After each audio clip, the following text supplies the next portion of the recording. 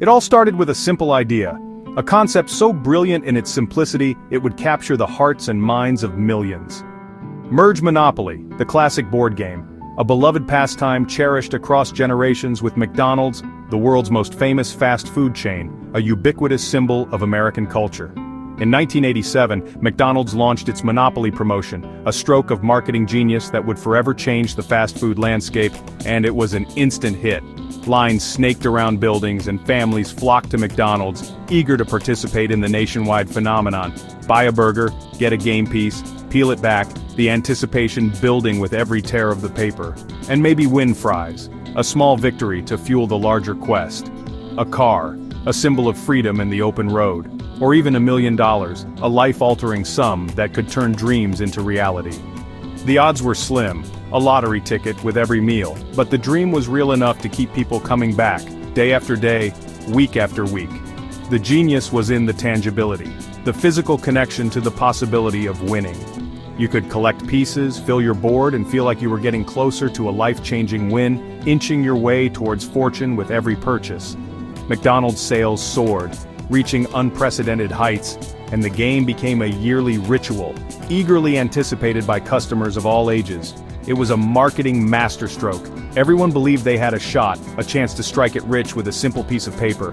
Billions of pieces were printed and distributed, a paper empire built on the promise of prizes, creating a microeconomy of hope and anticipation.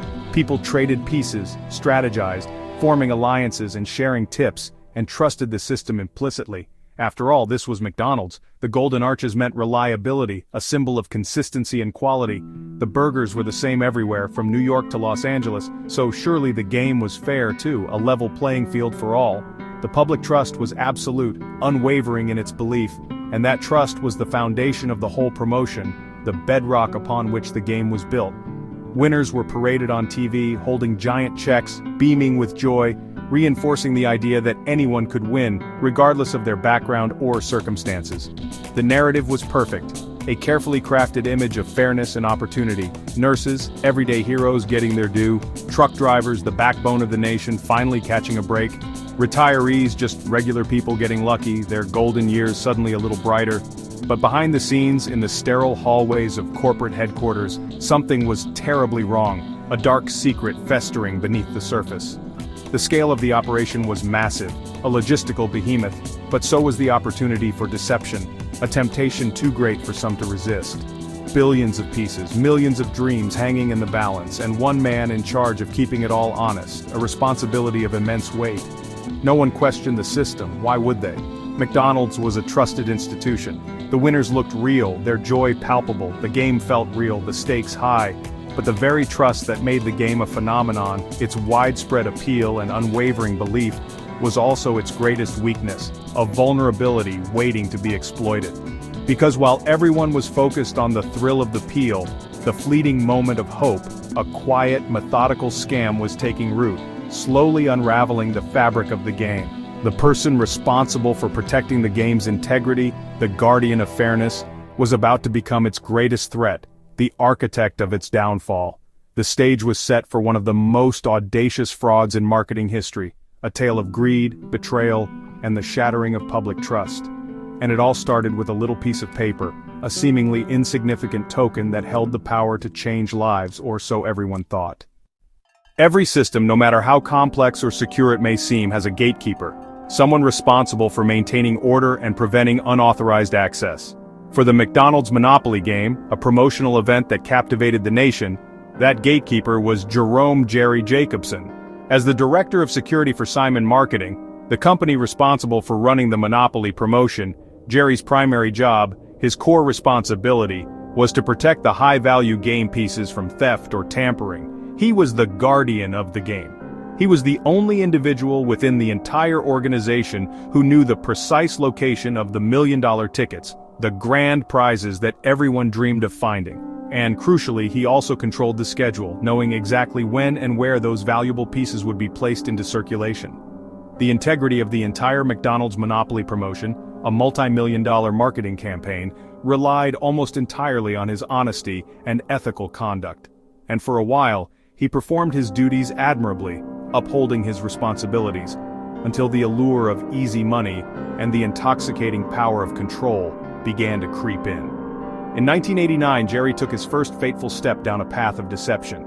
He discreetly slipped a winning game piece to his stepbrother, initiating a chain of events that would soon spiral out of control. But nothing happened. No alarms were triggered, no red flags were raised, no suspicion was cast his way. Everything appeared normal. It was then that he began to fully realize the system's inherent flaw, the critical vulnerability that he could exploit. The security measures, he understood, were primarily designed to deter and stop external threats, not to scrutinize the actions of the man at the top, the man in charge of security himself.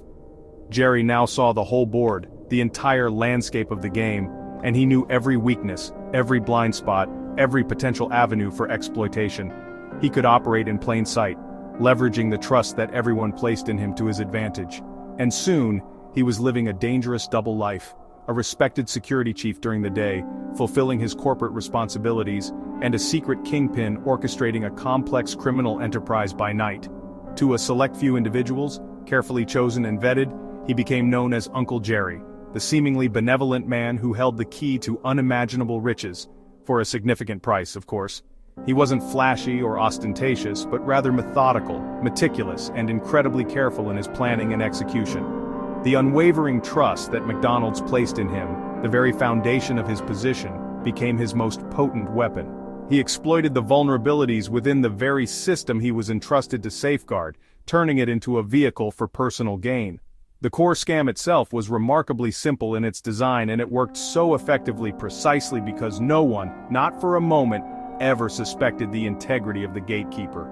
Jerry's unassuming demeanor and quiet authority served as the perfect disguise, concealing his hidden power and illicit activities. He was like a ghost in the machine, an invisible presence manipulating the system from within, all while remaining hidden in plain sight.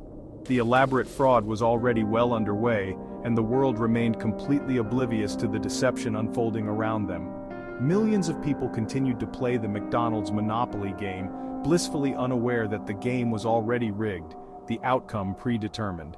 And for Uncle Jerry, this was just the beginning of a long and lucrative criminal enterprise. Jerry started small, almost testing the waters, dipping his toes in to see what he could get away with, beginning with family and close friends. It was a calculated risk, but one he felt confident in taking. He'd subtly swap out winning pieces during the production process, a seemingly insignificant act with potentially huge rewards.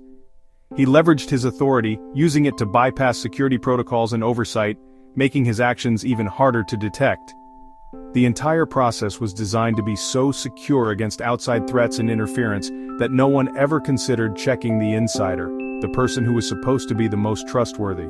In the privacy of his workspace, he'd carefully steam open envelopes, meticulously replace the real winners with worthless duds, ensuring the house always won and he won a little on the side, and then carefully reseal them, leaving no trace of his tampering.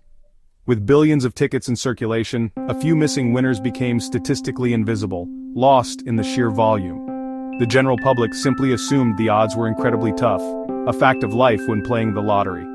And so, no one ever suspected foul play, no one questioned the integrity of the system. Jerry was exploiting the fundamental psychology of hope, the desire for a better life, and the comforting illusion of fairness, the belief that everyone had an equal chance of winning. Each undetected theft emboldened him, fueling his confidence and pushing him to take bigger risks. The entire system was essentially his to control and manipulate, a puppet master pulling the strings from behind the scenes, and the implicit trust placed in him by his employers and the public was his ultimate vulnerability to exploit. He wasn't breaking in or forcing his way in. The vault doors were already wide open for him. He had the keys and the authorization. What began as a seemingly small act of fraud, a minor transgression, was rapidly growing into a full-blown, sophisticated criminal enterprise, far beyond its humble beginnings. The scam was working flawlessly, generating illicit profits with each passing day, and Jerry, emboldened by his success, was now ready to expand his operation and increase his take. The next step in his plan was to build a network of accomplices, people he could trust to help him grow his criminal empire. Jerry needed more than family, he needed a network.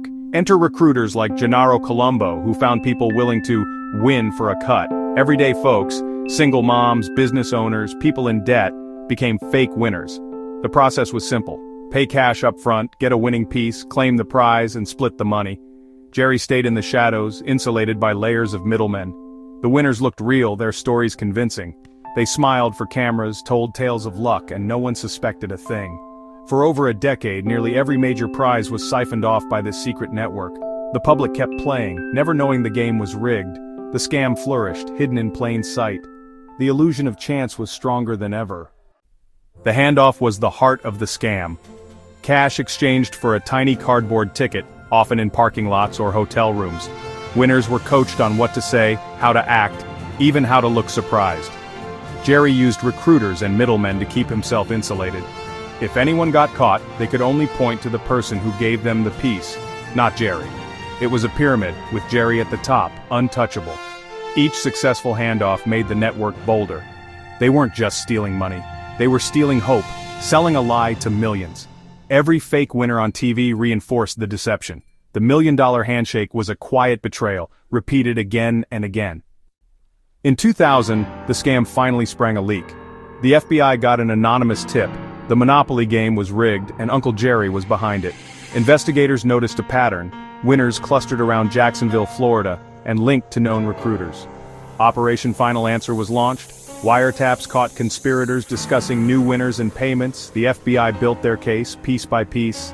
The sting came as the 2001 game was about to launch. Undercover agents recorded a transaction for a winning piece. With evidence in hand, the FBI was ready to act. The game was up. The house of cards was about to fall. On August 22, 2001, the truth came out. The Department of Justice announced sweeping arrests. McDonald's monopoly had been rigged for years. Headlines exploded. The scale of the fraud was staggering. Nearly every major prize since 1995 had been stolen. Jerry, his recruiters, and dozens of fake winners were charged. McDonald's was blindsided, their biggest promotion now a PR disaster. They canceled the game, apologized, and launched a $10 million giveaway to regain trust. The legal fallout was swift. Jerry pled guilty, got 37 months in prison, and owed millions in restitution. Co-conspirators faced sentences from probation to prison. The scandal was a cautionary tale about trust and vulnerability. The game that brought joy to millions was forever tainted. The public's faith in the Golden Arches was shaken. The era of paper and glue promotions was over. The Monopoly scam forced a revolution in marketing security. Companies ditched physical pieces for digital codes and automated systems. Prize distribution became algorithmic, with independent audits and encrypted data. No more single points of failure, no more Uncle Jerry's. Customers now scan codes or enter numbers online, trading nostalgia for security. The legacy of the scam is a safer, more transparent promotional landscape. It's a classic case of crisis-driving innovation. The industry learned trust must be earned, and systems must be built to withstand human temptation. The paper empire fell, but a new digital era rose in its place. The lessons of the past shape every game we play today. The McDonald's Monopoly scam is more than a heist. It's a lesson in trust and human nature. Millions played a game they could never win, believing in the brand and the dream. The real vulnerability wasn't the system, it was the people running it. Jerry wasn't a genius hacker, he was just the man with the keys. The fraud exposed how easily trust can be exploited from within. Today, digital systems are stronger, but the human element remains the wild card. The story is a reminder, even the most trusted institutions can hide flaws. Technology can build better locks, but people still hold the keys. The game has changed, but the lessons endure.